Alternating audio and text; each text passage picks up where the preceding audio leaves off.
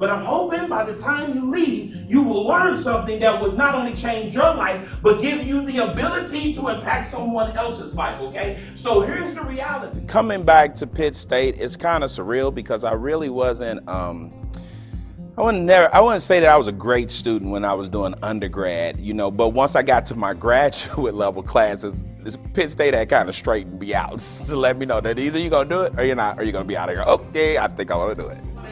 If you have a great boss, sometimes your boss will come to you and say, what can I do to help you?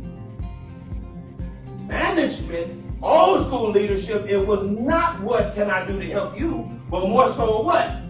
Do what I say.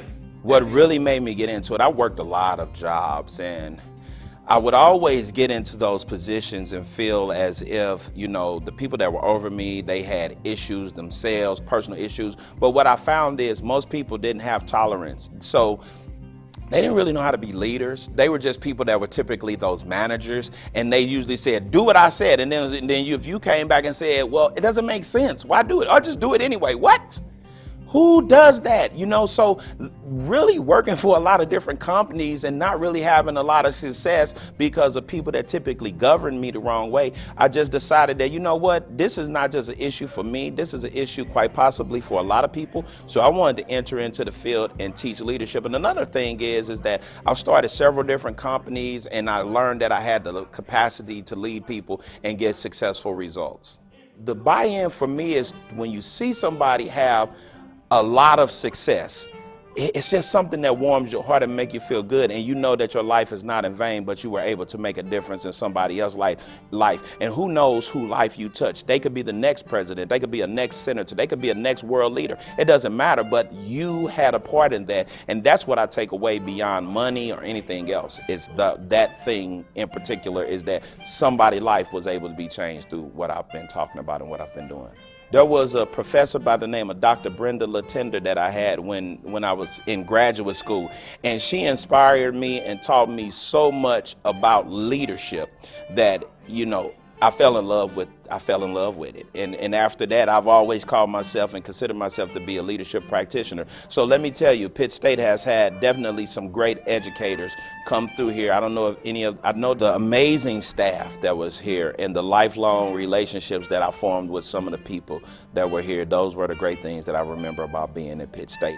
Teachers say read this, you like, man, we got 10 chapters to read by next week. I'm not reading anything else. I will tell you now, it is pertinent. It is highly important that you start reading anything you can get your hands on. You have to be willing to educate yourself. Don't just wait for the teachers to do it in the classroom, although for me they did a very good job, but you got to be willing to read and educate yourself.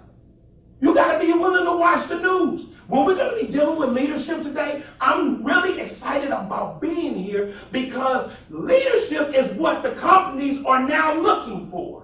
But what I would encourage students to do while they're in college is to get as much information they can get their hands on, because what they don't realize is right now sitting in that classroom, the things that they're learning may not seem relevant to them.